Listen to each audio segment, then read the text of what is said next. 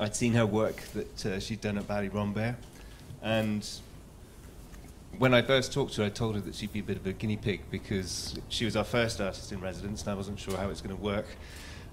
She went to the Panacea archives, and the mission was to try and connect those with the subject of artificial intelligence for this conference, and I'll let her describe that journey. But I just wanted to say it was a huge pleasure working with her, and looking forward to this. Leila. Thank you. Cheers. Oh, that's lovely. Yes, first of all, hopefully you've all got one of these. This is the product of the residency, and you can, if you haven't got one, or take more than one. There's plenty. They're on the tables by the door. Yeah. So. I guess I'll give you a bit of my background first, and then I'm going to talk about some of the ideas that came out of this residency for the first half, and then for the second half I'm going to explain what I made and why. So my background is kind of a mixture of different creative things involving digital, broadly speaking. So I've done events and websites and humorous inventions, and things to do with, there's often a lot of playfulness, but I do have a historical interest in religion and religious studies, and I did my, well, I was going to do philosophy at university, and I changed and did history of art, and then I did my master's at Cambridge, was criticism and culture, which is like critical theory kind of stuff. So you won't really see much evidence of that in what I've made, but I thought I'd put it out there because it's such an academic conference and I was feeling like a bit of an outlier. Okay. So as a digital artist in residence in 2017, the first challenge for me was to find a way into the world of the Panaceans. As Simon suggested there, it's not particularly clear how they fit into the theme of AI, but I think we found a way. Unusual brief, but I enjoyed it. And I was surprised and pleased to find several connections between the Panaceans and the sort of thing that I do and that I'm interested in. The Panaceans and I actually share a remarkably similar journey, and maybe even a universal journey. We started out wondering what an apocalypse is, what does it mean for us, and we end up wondering what the cure for one might be. I realised this quite late in the residency that actually the Panaceans are all about cures. And how do you cure an apocalypse and treat it as something that's almost like an illness in that way? You'll find that I didn't delve that much into this idea, but I did think it, so I thought I'd share it there. So emerging from the catastrophic bloodshed of the war to end all wars, and then finding themselves thrown into the unthinkable, a second world war, it seems to me that Octavia's women doubled down on the relative security of the systems and processes of community. In a time of great disruption and brutal violence, how interesting that a ministry of healing emerges right here in Bedford. And in a time when the future is proving itself profoundly untrustworthy, a future forecaster materialises. The Panaceans lived through a real apocalypse, and their extraordinary society was a distillation of their best remedies for impossible social wounds. Their solutions were literal and logical, and when death and dismay surrounded them, they believed in eternal life.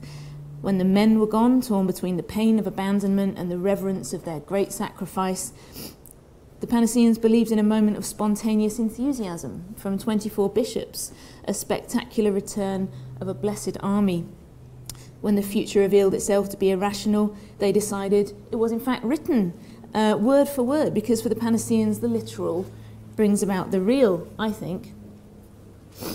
So the Panaceans' public petitions, these enormous adverts you see, I don't know, I mean, hopefully you're all familiar with the story and you've been around the museum, but you'll see these kind of posters dotted around the place. Enormous adverts. They were placed on buses and in very kind of major London billboard sites. And I don't know much about this kind of stuff, but to me it seems that this is striking for a religious movement because they weren't a recruitment drive and they weren't a kind of promise, but they were specific and practical, more like an Oxfam appeal to buy medicine. Here's the cure. All we need is one simple event to make it happen. We need something from you. How can you stand by and watch these social ailments fester when to us there exists this clear remedy? There's another one in those kind of prime advertising position there. These extraordinary posters, I think they're fantastic. So the Panaceans were people, just like us, and not so long ago their beliefs are directly connected to our belief, and it would be foolish to assume otherwise. Their interest in healing and their needs to circumvent illness and death was probably more grounded in reality and compassion than our interest in healthy living and our denial of the realities of death is today. So these are some of the things I discovered, but as that was kind of by way of a brief introduction. First thing that I keep coming back to is this thing that technology and belief have a number of things in common. They overlap a lot, as we've kind of discovered, I guess, over the whole of this conference. I found it quite surprising, though. Digital creativity and digital culture, as it exists now in 2018, has quite a lot in common with religious worldviews. The Panaceans' literalness also offers an immediate connection point to my work and my way of thinking as a digital creative. There are aspects of digital which are honest and innocent, and I think very beautiful for it. But from robots taking our jobs to Bitcoin using more power than the world can supply, when digital mixes with human frailties, it often is as much the apocalypse as the cure. This is one of the things that I created for an exhibition I had at the Lowry last year. If the 1980s were the era of money, American Psycho and Margaret Thatcher, and the 90s and noughties were about fame, Big Brother, YouTube, Twitter ticks, then I think the aspirational thing of the 2010s is authenticity, fake news, bare light bulbs, WikiLeaks. When it seems like nothing and no one is trustworthy, there is comfort to be found in things that cannot help but be exactly as they seem. Maybe this is why I'm so interested in the kind of technologies that express simple truths. I like things that look like what they do. Knitting patterns, computer punch cards, physical switches, LED arrays like this one, where each LED represents a single pixel. Commercial digital has been travelling in the opposite direction though, shrinking and hiding itself. And the more it mystifies itself, the more it pumps up its value. This is creating what I think of as a magic mirror problem right across digital culture. From physical hardware design to social media trends, commercial tech is dragging us away from the uncomfortable honesty of the literal into a world more dreamlike and phony than anything any new religion dared to claim. And the Panaceans' literalness is one of the things that makes them relevant and interesting, I think, to technology creatives today. But it's not the only reason that we should look to them. We love our homegrown neo-apocalypses. Simply Googling AI drops us into a stream of different takes on the end times. We're a long way from real AI in the same way that we're a long way from real eternal life, depending on what you believe, of the type the Panaceans hoped for. But in both cases, it's a jump that can be bridged instantly with faith. Over the course of this project, I explored my interest in this faith gap, specifically how it doesn't sit outside things, but in the middle of them. If science and tech can be wrapped in faith, maybe there's an element of faith to science and technology too. Maybe the modern thing then is to create somewhere for the two worlds to meet, an aesthetic maybe, or an ideology where differing worldviews can agree on at least some immovable fundamentals. So my next kind of discovery was that it's actually good for technology, I think, at this moment to be thinking about religion. It's good that these kind of events are happening. It'd be nice if they were happening at Google, but we can work towards that. I think it's really good for technology to consider religion. When digital culture encounters faith or religion, it is forced to reconsider its claims in the light of different impulses, which are just as powerful as evidence or different worldviews. Religious beliefs make people do extraordinary things, but so does belief in the potential of digital technology. And there's a section in this little thing that I made, which is all based on my notes and blog from the residency, or mostly, not all, about this this idea that I've completely forgot what I was going to say. Well, there's a lot of stuff in here about this kind of connection between faith and, I was going to read a bit and I haven't even got any. Anyway, it'll come back to me. I'll find it.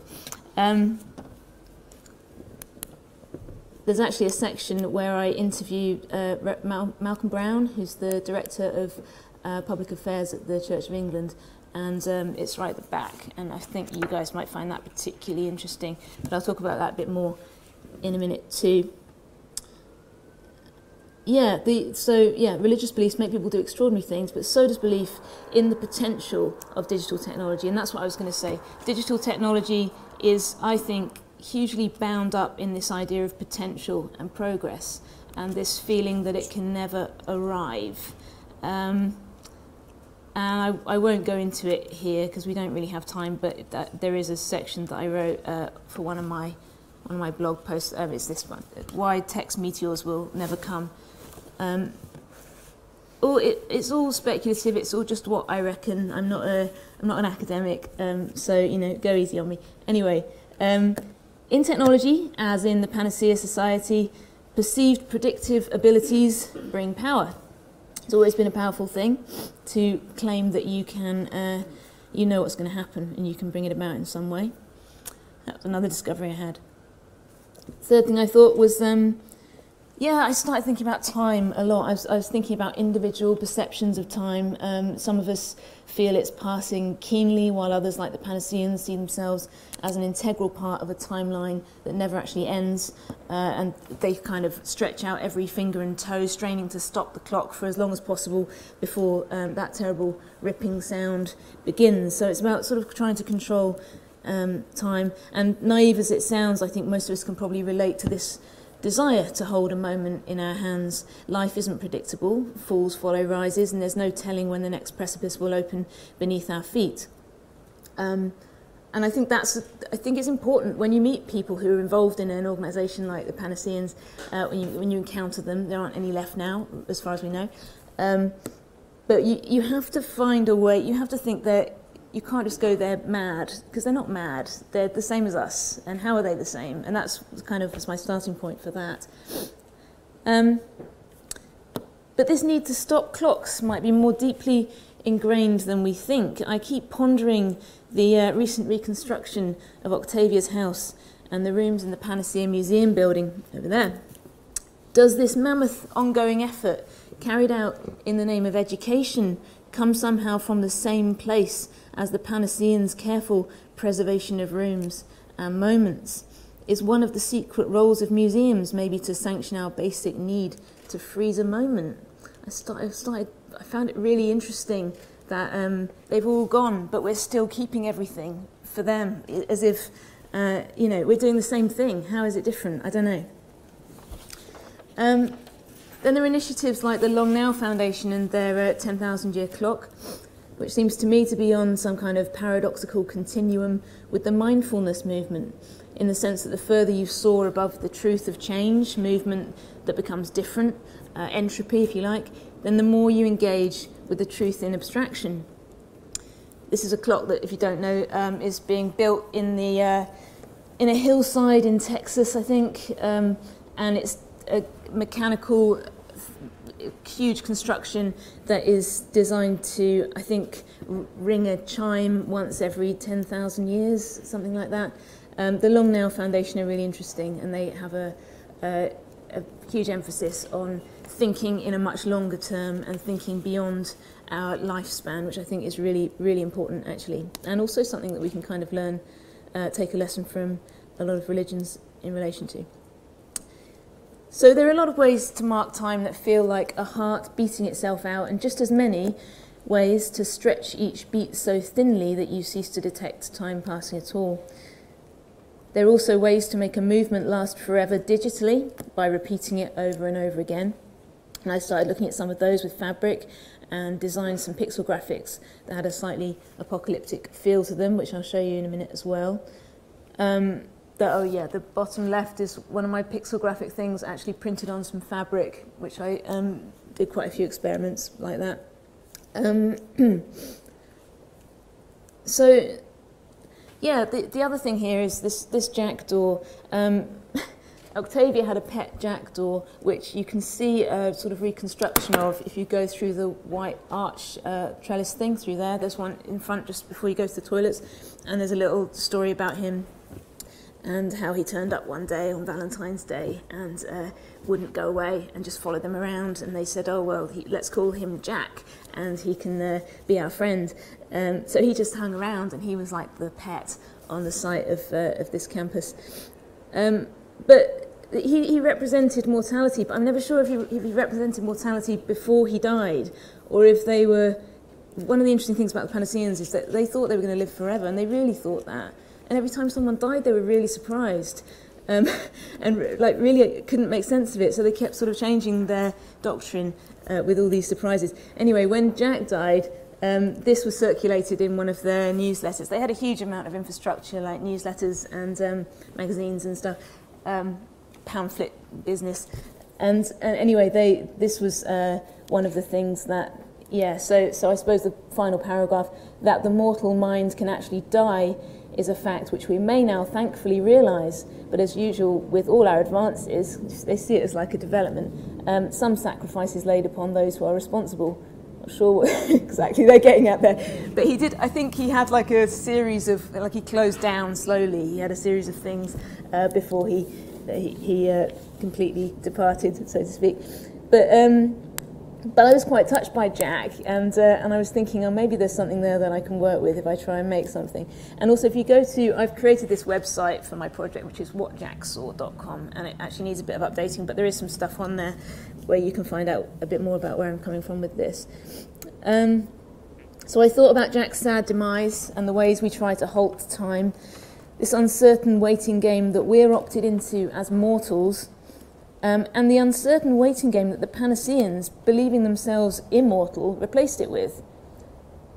They were waiting for archbishops, waiting for Jesus, waiting for the next announcement from Octavia, waiting for it hardly mattered what. So inspired by the demise of poor Jack, I decided to attempt to make a sort of digital apocalyptic cuckoo clock as a memento mori for our times. Anyone would have done the same.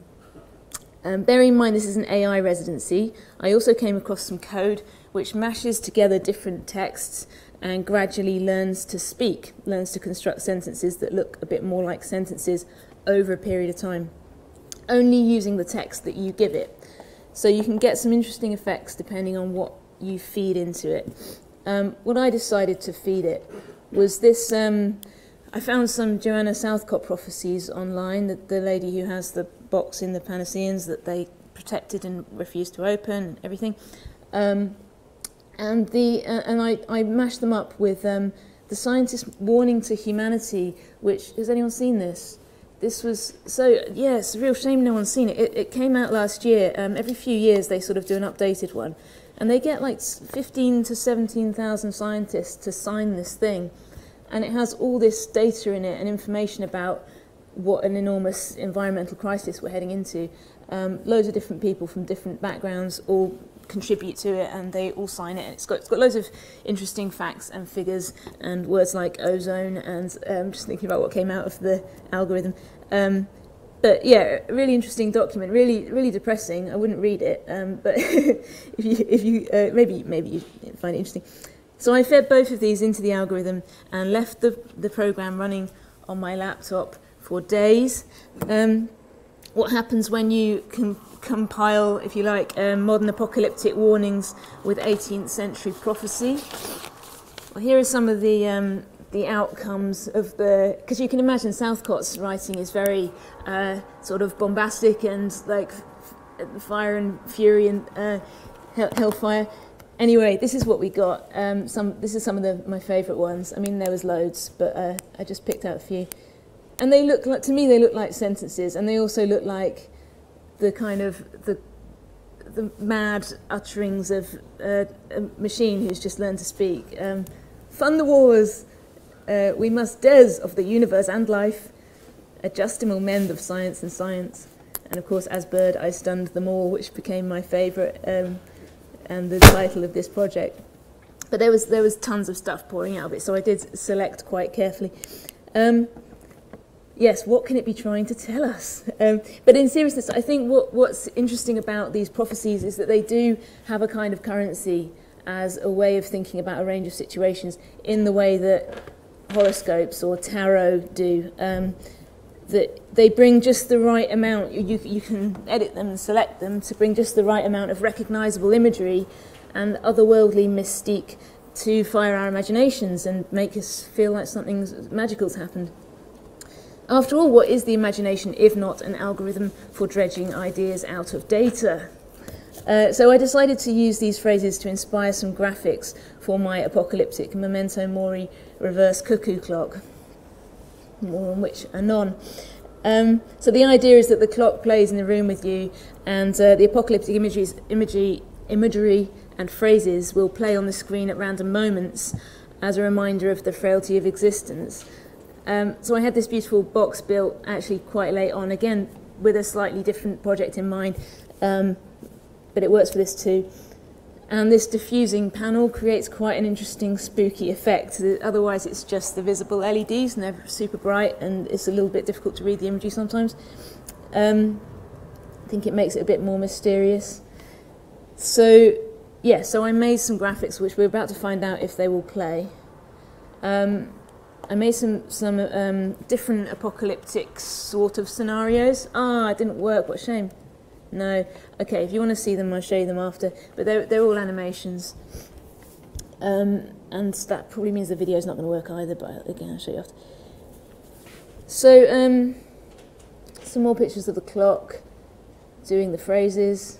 Usually there's like a graphic and then it ends with one of the phrases that sort of suits it. So I'm going for something with each one, so that this is a birds flying across as the sun sets, and then you get this warning about ozone.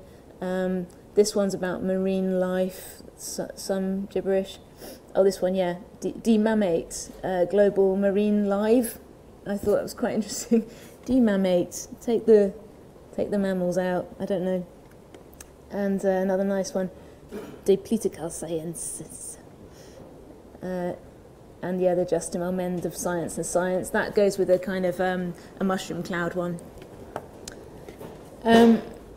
So a digital cuckoo clock needs a cuckoo, and alongside this I was developing a sort of AI version of Jack, who I decided to call Jack 2. I wondered what would happen if Jack's story didn't end with his memorial in the Panaceans magazine. And in a way, technology gives us the means to bring Jack back, if you like, and continue the Panacean story, as they would have, I like to think they would have approved. So I remembered I'd heard about a camera module that can be trained to track colours. This is it, it's called the Pixie camera. It's a really cool little piece of technology, and it was actually in the last talk I was thinking about it with the idea of, you know, is there a sense in which something is there a sense in which something is conscious just because it senses, I suppose? And certainly this has the illusion of consciousness, because you can also get a cradle for it, which allows it to move when it follows the colours in sort of a 360 way. And it's very lifelike and very cool. This is what the output from the Pixie looks like. It's quite robot vision, but you can train it on a range of different colour signatures, and it will find them and then do something if you like, or just look at them and move around on its cradle. And this is what happens when you embed one in a toy crow. You might have to go to the website whatjacksaw.com to see the full moving thing, because I don't think the video is going to run on this, but yeah, basically it looks at I sat it in front of the screen and it watches whatever is on the screen, and it's incredibly compelling as a lifelike creature, which is quite nice. And then I also have a webcam set up so you can watch what it's watching from home, and you can watch the bird watching TV effectively. That's a video. Actually, will that work? Oh shit, no, sorry. I think we've gone to Oh, there we go. Yes. So a couple more discoveries. I interviewed a number of people as part of this project, including, as I said, the Reverend Malcolm Brown, Director of Mission and Current Affairs at the Church of England. He's currently researching ethics and AI, and he said that we live in a culture weighted towards choosing. I thought this was really interesting. He said that the kind of amplification effect of technology is really accelerating this situation, and that religion as an alternative represents a kind of given. His example was, well, I mean, I said that life deals blows and blessings, but ultimately you don't get to choose how or when you die. And actually there's a little quote from him that something that he said about this given, which I'll just briefly read. Page 49. Yeah, he says, in the last 40 years, the dominant ideology has been that the most important thing politically is choice. Individual choice is prioritised above all. Relationships become contracts. The market has become the key framework through which we think about people and relationships. That's why I'm interested in using the given as a corrective for the concept of unfettered choice, which I think I certainly agree that that is something that has been catalysed by the way that we use digital technology. It allows us to choose our environment perfectly without having to compromise or without having to... You might argue with that, I don't know. But he says some things aren't properly part of the market. We must learn to hold conflicting things in tension. Very few things are black or white.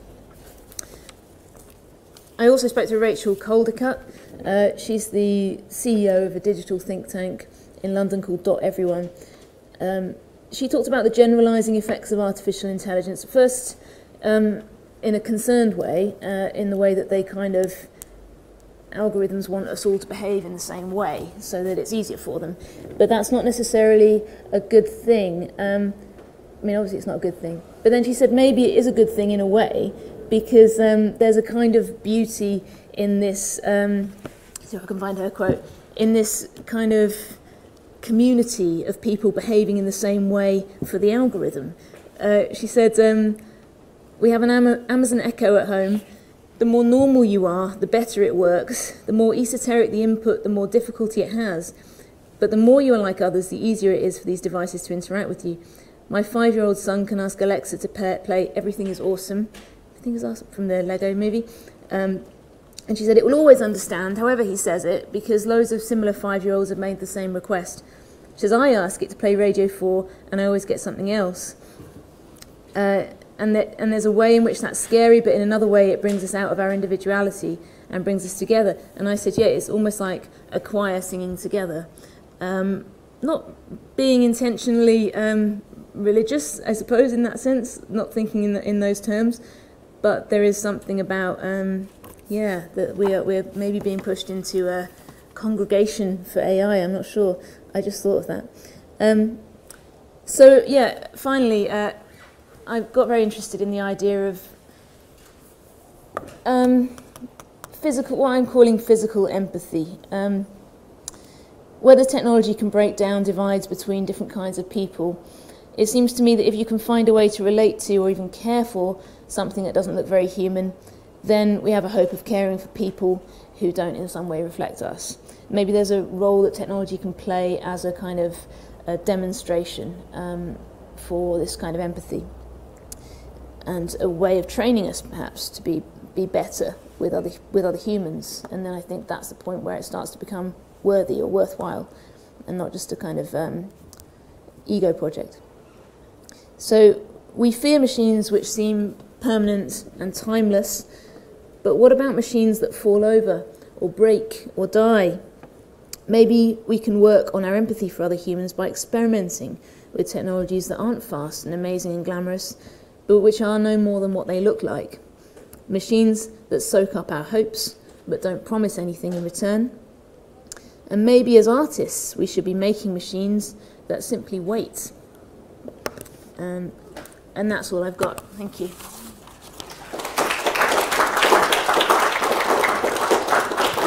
Okay. Thank you, Leila. Does anybody have any questions for Leila? Yes, David. Yeah, I like the reference to the deep time one. I was just wondering if you thought about using the Doomsday Clock as well, because that's obviously got the apocalyptic sort of dimension to it. Yeah, I did think about that. Yeah. That's more, it's very rarely moved. Well, I don't know, it's almost too depressing as well, because it's so close to, is it like 1 minute too now? 5 to 1 minute. Right, yeah, every year they kind of move it forward another 4 minutes. It's like, but I think the kind of 10,000 year stuff is interesting because it makes you, it's almost the opposite of the Doomsday Clock. It makes you feel more hopeful and feel like we are making something, and we're not just kind of putting out fires. We're doing something that reminds, and also the fact that it's a clock and it's so symbolic is really lovely. And yeah, that it's not for humans in a way. It doesn't, but it is at the same time, which I kind of like. Anyone else? Ian.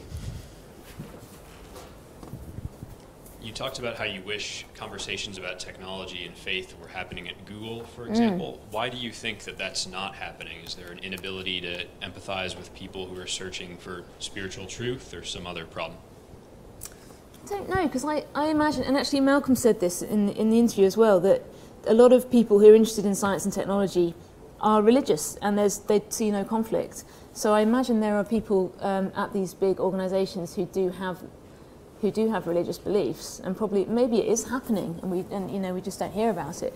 But they do seem to have created. I would suggest that one reason it might not be happening is because they have created themselves as the religion, as the kind of, they are the thing that you believe in that's going to happen in the future, and they have it covered. So that might be why.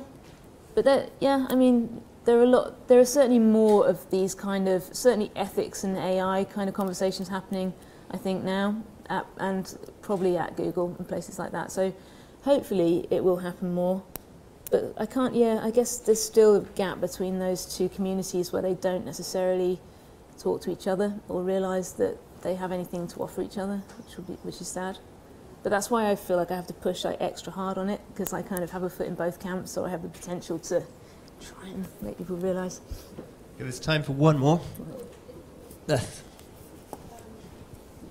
Just very quickly, following up on that, just two large corporations I've been connected with or worked with or collaborated with. One of them, I can't name names, but one of them has a Christian reading group in them, and that's well known. And the other one wanted me not to mention that the institute I work for is for science and religion, because they didn't want that to get into the press that they were connected to anything doing religion. So there's a lot of variety in reactions from corporations. Wow, cool. Okay. Okay, maybe one more. If there was one somewhere here. No? Okay. Thank you very much. Thanks. I'll take that one.